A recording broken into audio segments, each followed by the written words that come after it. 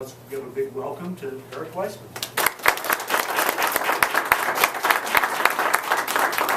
Thanks very much, and thanks for the nice welcome from Estes Park. When I came in, I saw the Stanley Hotel, and I'm thinking, well, maybe that's why I feel nervous or I feel scared. And then I realized, no, it's because I was thinking about the federal debt. So that's the real reason I was nervous, and that's the real reason I was scared. Now, I'd like to give you a welcome. As John mentioned, I'm from Boulder. I'll give you a welcome that you probably didn't want. Welcome to the 2nd Congressional District. Is there anybody here who's happy about being represented by Boulder Liberal Jared Polis? Well, I'm from Boulder. Don't form any judgments from that. I'm from Boulder, and I'm not happy about being represented by Jared Polis. So I'm from the People's Republic, but fortunately I'm the People's Republican, and I'm the one that can send Jared Polis back to the private sector, where he belongs.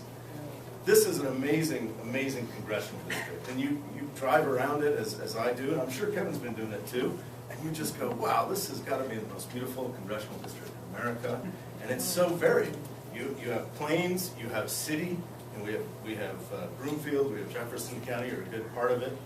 We have Boulder, we have the mountains, the ski areas. You have all these great things and all these great pieces, but what we have in common is some Western libertarian ideals. And what are those ideals? That ideal is to tell Washington, leave me alone. So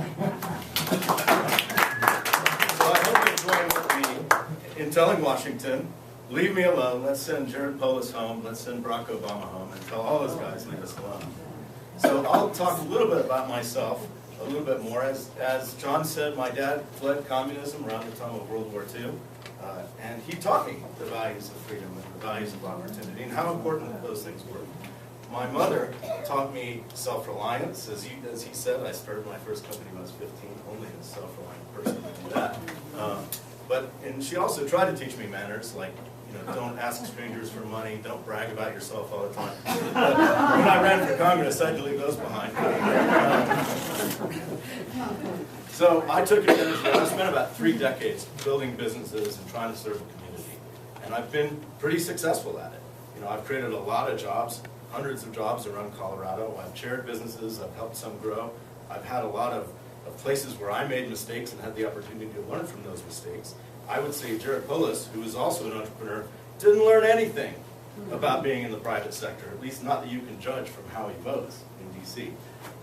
So I did all those things, and along the way I also created a family, and my family has 3 wonderful kids. My oldest is 24, it's David.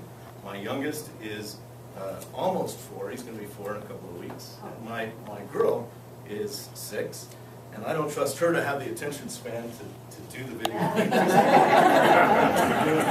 It's great to see the involvement of people of all different ages, and so that's wonderful. So thanks for all of that. But that's the reason that I'm running. It's really because of my kids and your grandkids, and those of you who are kids. It's because we want to make sure that we're not the generation that fails the next generation in the American promise. That promise is to give them a freer and more prosperous future with greater opportunity and greater liberty. So let me take this into a couple of things about policy. We have got to solve that fear that scared me that I confused the Stanley Hotel and is our debt and our economy. Government is killing our economy, and there's 3 main things we have to address. First, we have to address spending. The level of spending is ridiculous and outrageous and unsustainable. We are adding 1% of our gross domestic product to our debt every month, and anybody can tell you, you can't do that for very long before we start to look like what we're seeing in Europe. Let me talk a couple things more specifically about spending. I'll start with something small, and I say it's small because it's small from a dollar's perspective when you look at Washington as a whole, and that's earmarks. It may be small from a dollar's perspective, but it's not small from a moral perspective. The Constitution gives Congress the authority to spend, but it gives it to the whole Congress, not to individual Congress people. And earmarks are things they slip in. I'll vote for all your earmarks. You vote for all my earmarks. Well, that's disgusting, and we should not stand for it. I signed, and I announced yesterday that I signed the earmarks pledge of the Americans for Prosperity. I'm the only person in the race to sign that. Jared Polis, I'm sure will not sign it. He's asked for and spent millions of your dollars on wasteful earmarks. So that's where we're going to start. The next thing is entitlements. Anybody who says we can tackle spending without tackling entitlements is just not telling you the truth. We've got 4 big ones. Obamacare, that has got to be repealed. Yes. And if it's not H.R. 1 when I'm in Washington, I will introduce it myself. But I'm sure it will be H.R. 1 because we're going to have a Republican Senate and a Republican President. The other 3, of course, are Medicaid, and that should be a state responsibility. I tend to think most things are state responsibilities.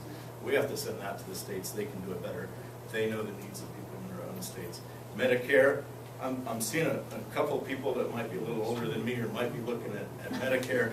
You know, we've got to make changes to that. Ultimately, we need to reduce those costs. We need to talk about means testing. I don't want to be the guy with bad news. I hate being the downer in the room, but we have to address those costs. Right now, we spend half our budget, up from 20%, on transfer payments to older Americans. And the challenge is that in 20 years, there won't be as many younger Americans to do that. So that's not going to work out. We have to address those. We have to reform the entitlement programs throughout. Regulation is killing our businesses. I was talking with a guy at a mortgage company, and you would say, well, Republicans, they hang out with bankers. But in truth, mortgages are important because you can't buy a house without a mortgage. You can't recover the economy without people buying houses and so forth.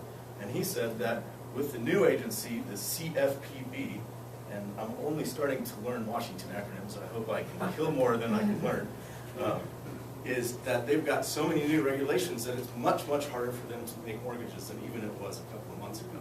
So we have to address the regulation, and I'll be announcing a proposal on regulatory reform by the end of this coming week, and we're putting the finishing touches on it. And you know, watch my website, ericweissmann.com. 2 S's, 2 N's, it's letter inflation, which is what we'll have if we don't solve the spending. Sorry to be corny.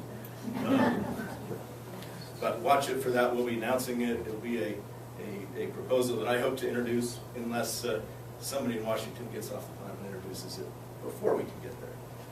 So we have to address that.